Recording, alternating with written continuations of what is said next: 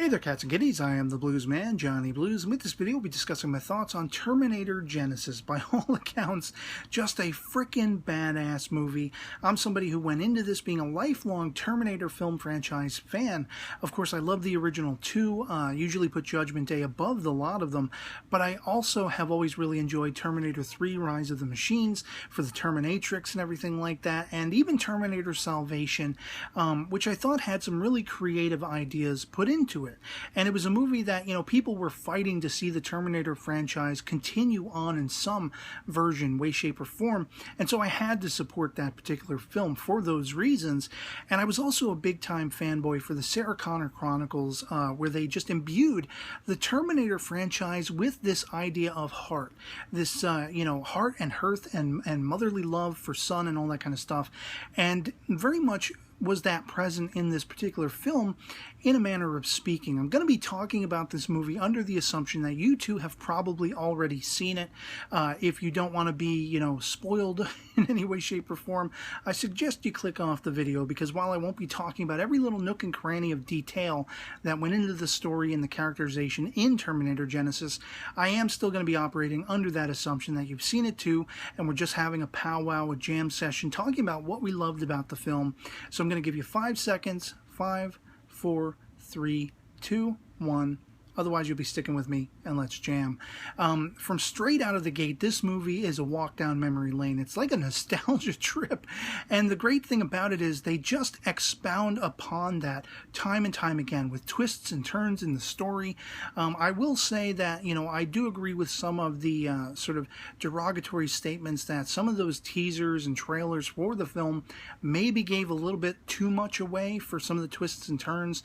But that doesn't really negatively affect the story, because the story still has heart and surprises up its sleeve beyond that. And, to basically open, as most Terminator films do in the future, I think it's 2029, and we have Jason Clarke's John Connor being the leader of men. He's very much, to everyone around him, almost a prophet, because he's like 10 steps ahead of the game with the information he has. He can tell people where the machine's strongholds are, what they'll probably likely find there, and they think he's psychic. They basically think this guy has some sense that is otherworldly for him to be so cunning and so decisive in his decisions about this war against the machines and how to strike so decisively and everything like that.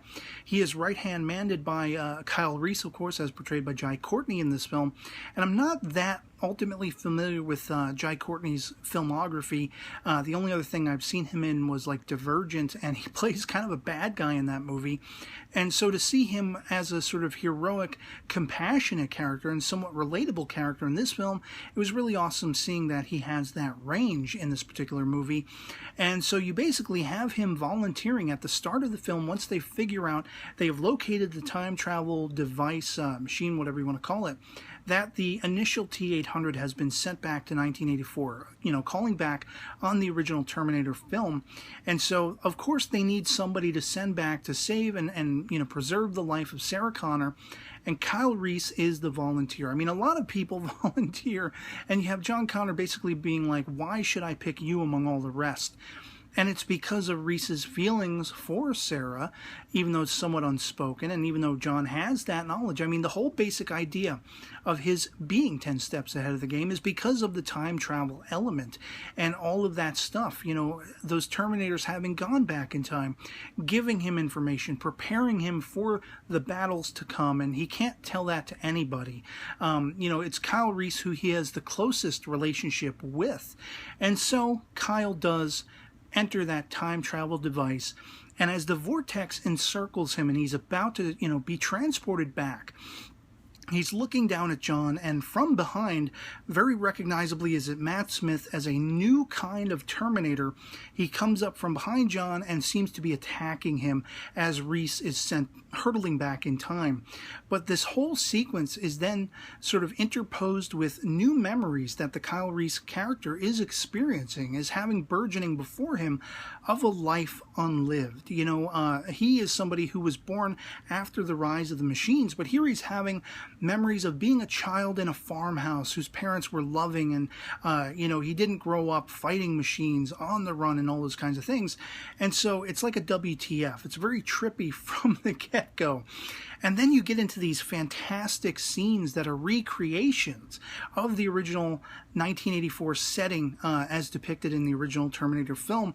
And it's just goosebumps. Again, that nostalgia trip factor. But then it's expounding and it's flipping it on its ear. You have a T-1000 showing up, expertly played, I have to say, and very ominously portrayed by Byung-hun Lee. This guy very much embodies the threat, that locomotive strength of unstoppability of the T-1000.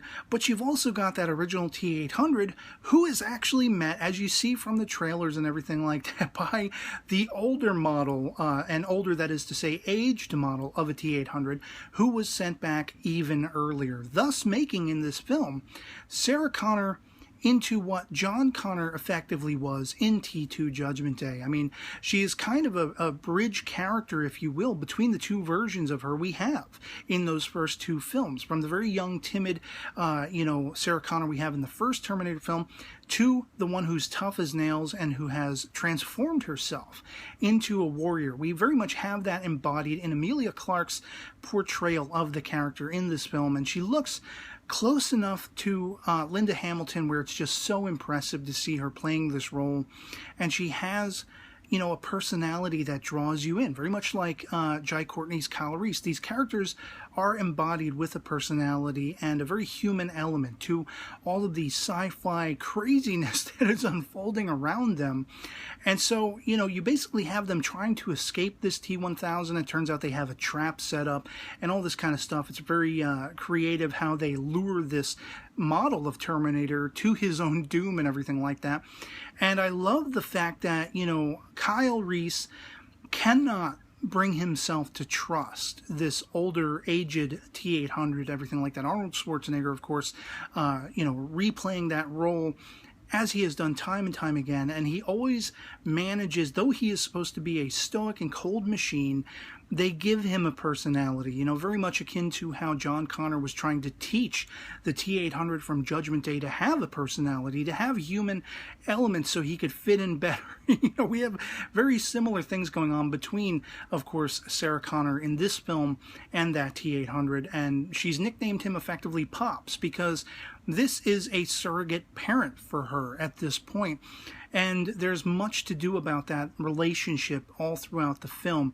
This concept of machines that can evolve, that can harness a level of human emotion and connectivity to the point where, spoiler warning once again, but by the end of the film, you basically see that this T-800 has as much a connection to Sarah as Sarah does it. It's very fascinating how that entire relationship dynamic plays out. As I say, you have all of this great time travel stuff going on where essentially they decide to stop Skynet. They are going to have to time travel. This is another hallmark that very much reminded me of the Sarah Connor Chronicles, because at one point in that series, they do have to time jump to modern day. And in this movie's case, it's 2017.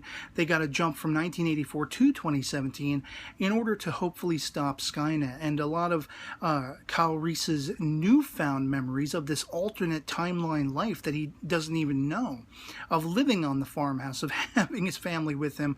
He is encountering these messages saying 2017, Genisys is Skynet. Genisys, of course, being the titular reference to this all-consuming, sort of online dynamic where every device, every electronic device the world over, from the military to the phone you have on your person at any given time of any day, is all going to be connected through this one service, Genisys. And it's something far beyond what humanity is even ready to encounter. As they say, it's kind of like a Trojan horse.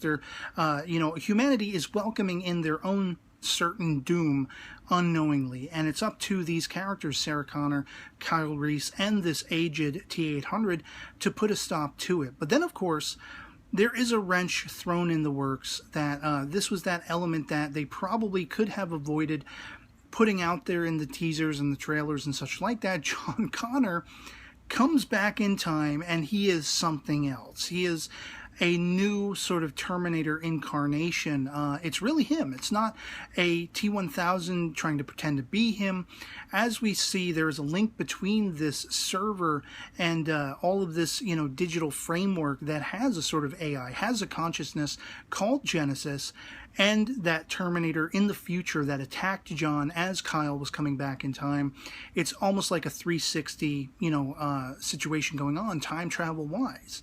And it's amazing because suddenly John Connor, who throughout the entirety of the franchise has always been the most heroic, the sort of story circulates around his character, and he is integral to the taking down of the machines and all that kind of stuff.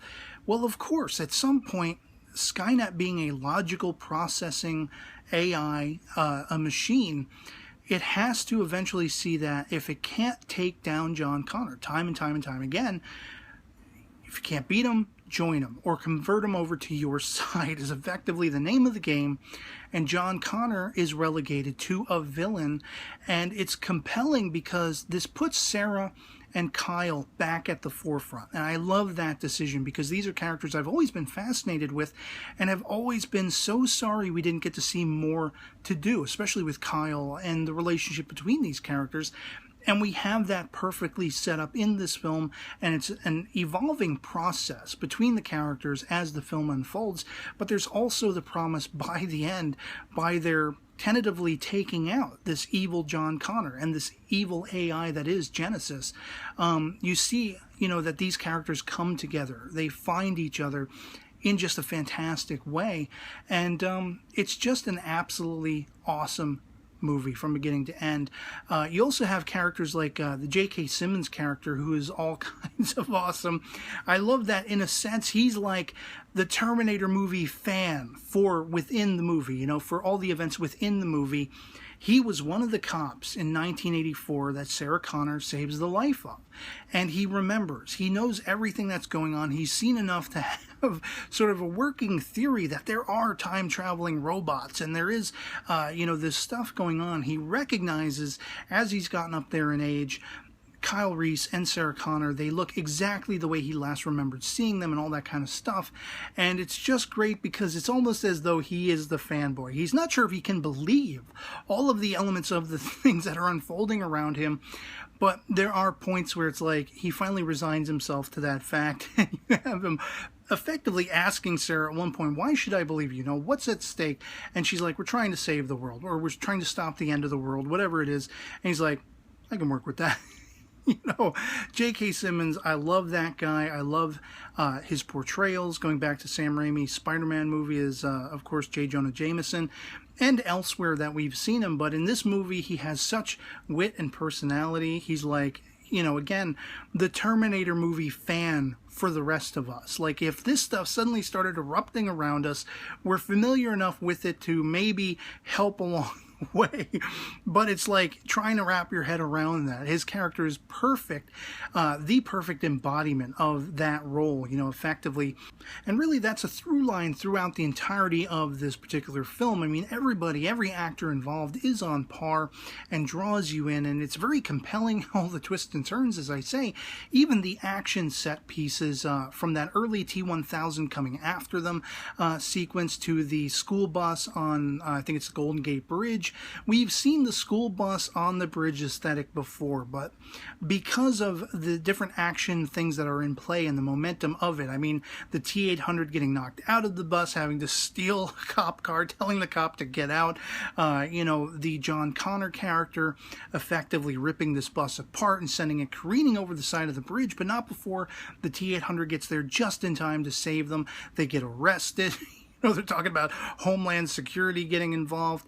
And then, of course, all of the action set pieces that build from there, taking down effectively the hub that is Genisys and encountering that Matt Smith character before he actually has a, physical form and everything like that. This movie was just all kinds of freaking badass.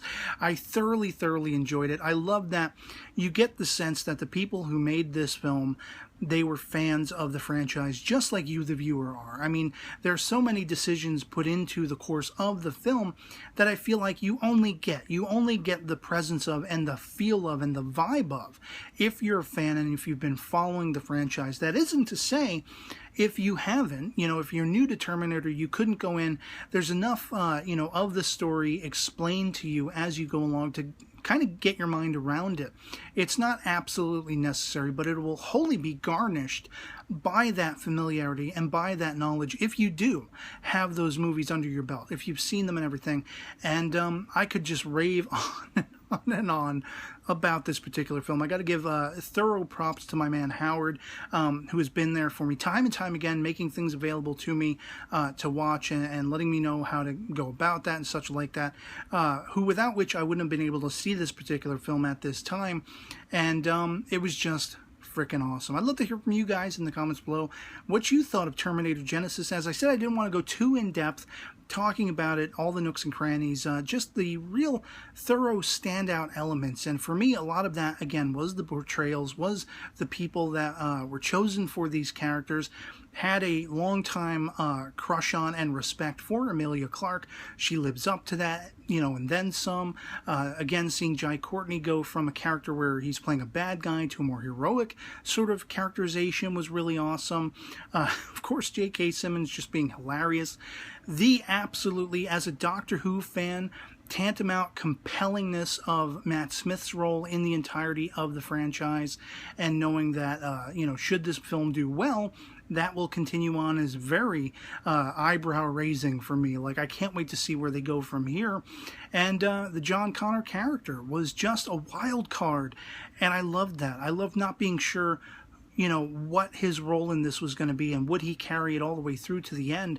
Was there going to be this aspect of, could he be saved, or was he the thorough villain? That question and everything.